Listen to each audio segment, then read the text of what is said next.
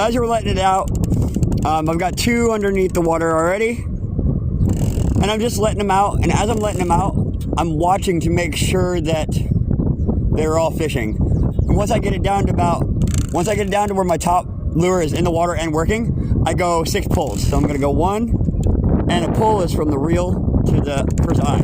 2, 3, 4, 5, 6. That's it.